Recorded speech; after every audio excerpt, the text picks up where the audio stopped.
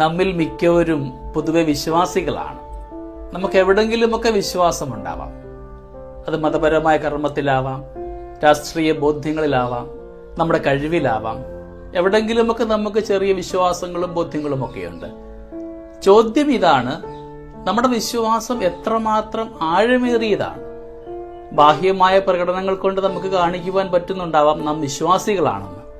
അതിന്റെ ആഴവും വ്യാപ്തിയും നമുക്ക് മാത്രമേ തിരിച്ചറിയാൻ പറ്റുകയുള്ളൂ. ഒരുപാട് വിശ്വാസപൂർവ്വം നാമൊക്കെ പ്രാർത്ഥിക്കുന്ന കർമ്മങ്ങൾ സാധിക്കുമെന്ന ബോധ്യം നമുക്കുണ്ടോ ഇല്ലയോ എന്ന് ധ്യാനിക്കുന്നത് നല്ലതായിരിക്കും. ദൈവികമായ നന്മകൾ കടന്നു വരുമ്പോൾ അവ തിരിച്ചറിയുവാൻ സാധ്യമാകുന്നുണ്ടോ നമുക്ക്? ഒരു കഥ ഇപ്രകാരമാണ്. ജലപ്രളയം ഉണ്ടായപ്പോൾ ഒരു വിശ്വാസി വളരെ സ്നേഹത്തോടുകൂടെ വിശ്വാസപൂർവ്വം ദൈവത്തോട് പ്രാർത്ഥിക്കുന്നുണ്ട്, ദൈവമേ നിന്റെ ദൂതന്മാരെ അയച്ച് എന്നെ കാത്തു പരിപാലിക്കണമേ എന്ന്. വള്ളക്കാരൻ വന്നു, ബോട്ടുകാരൻ വന്നു, ഹെലികോപ്റ്ററും വന്നു. എന്നിട്ടും ഈ വ്യക്തി വീട് വിട്ടിറങ്ങുവാനായിട്ട് മനസ്സ് കാണിച്ചില്ല. നിങ്ങളൊക്കെ പൊക്കോളൂ, ദൈവം എന്നെ സഹായിക്കുവാനായിട്ട് വരുന്നുണ്ടെന്ന ബോധ്യത്തിൽ അവൻ അവിടെ തന്നെയായിരുന്നു. ജലപ്രളയം മൂർധാവിങ്കൽ വന്ന് മുട്ടുന്നു. ആ മനുഷ്യൻ മരിച്ചു പോവുകയും ചെയ്യുകയാണ്. മരണശേഷം ദൈവസന്നിധിയിൽ എത്തിയപ്പോഴത്തേക്കും ഇവൻ പരാതി പറയുകയാണ്, ഒരുപാട് ഞാൻ നന്മയിൽ ജീവിച്ചു, വിശ്വാസമുണ്ടായിരുന്നു, എന്നിട്ടും നീ എന്നെ സഹായിക്കുവാനായിട്ട് വന്നില്ല.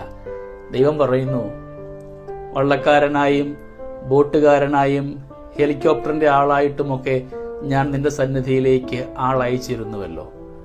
പലപ്പോഴും സ്നേഹമുള്ളവരെ നമുക്ക് സംഭവിക്കുക ഇതൊക്കെ തന്നെയല്ലേ? ദൈവികമായ ദൂതുമായി കടന്നു വരുന്നവരെയൊക്കെ പുറംകാലിന് തൊഴിച്ചുകൊണ്ട് നമ്മുടേതായ ന്യായവാദങ്ങളിൽ നാമൊക്കെ മുഴുകുമ്പോൾ ഓർത്തുകൊള്ളുക, ദൈവത്തിന്റെ സ്വപ്നങ്ങളൊക്കെ തകരുവാനായിട്ട് നാമൊക്കെ കാരണമാകുന്നുണ്ട് എന്ന്. സുവിശേഷം നമ്മളെ ഇന്ന് ഓർമ്മിപ്പിക്കുന്നു. വിശുദ്ധ മത്തായിയുടെ സുവിശേഷം 9-ാം അധ്യായം 16 മുതലുള്ള തിരുവചന ഭാഗം. വചനം ഇപ്രകാരമാണ്: നിന്റെ വിശ്വാസം നിനക്ക് രക്ഷയ്ക്ക് കാരണമായിരിക്കുന്നു, സമാധാനത്തിൽ പോവുക. രക്തസ്രാവക്കാരി സ്ത്രീ സൗഖ്യമാക്കപ്പെടുന്നു.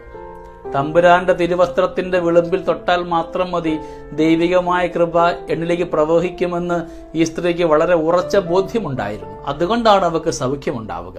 നമ്മുടെയൊക്കെ ജീവിത മേഖലയിൽ നാമൊക്കെ ഇന്ന് ദൈനംദിനം പരിശുദ്ധ കുർബാന ഉൾക്കൊള്ളുമ്പോൾ, കൂദാശകളിലൂടെ ഈശ്വര സാന്നിധ്യം അനുഭവിക്കുമ്പോൾ നമ്മുടെയൊക്കെ ജീവിതത്തിൽ എന്ത് മാറ്റമാണ് സംഭവിക്കുക എന്ന് ധ്യാനിക്കേണ്ട സമയം അതിക്രമിച്ചിരിക്കുകയാണ്.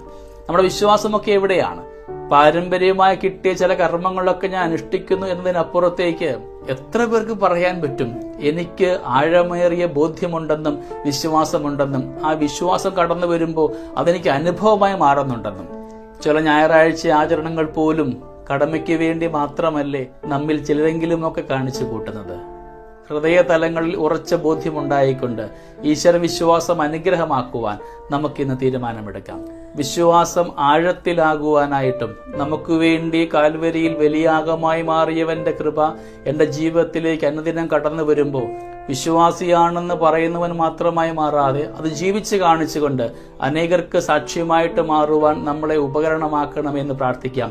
വിശ്വാസം നഷ്ടമാക്കിയ ഇടങ്ങളെ ഓർത്ത് മനസ്തപിച്ചുകൊണ്ട് നമുക്കിന്ന് ദൈവത്തോട് കൂടെ ആവുകയും ചെയ്യാം. ദൈവം നമ്മളെല്ലാവരെയും സമൃദ്ധമായി അനുഗ്രഹിക്കട്ടെ. നമ്മുടെ കർത്താവ് ഈശോ മിശിഹായുടെ കൃപയും പിതാവായ ദൈവത്തിന്റെ സ്നേഹവും പരിശുദ്ധാത്മാവിന്റെ സഹവാസവും നമ്മുടെ കൂടെ എന്നും ഉണ്ടായിരിക്കട്ടെ, ഇപ്പോഴും എപ്പോഴും എന്നേക്കും. ആമേൻ.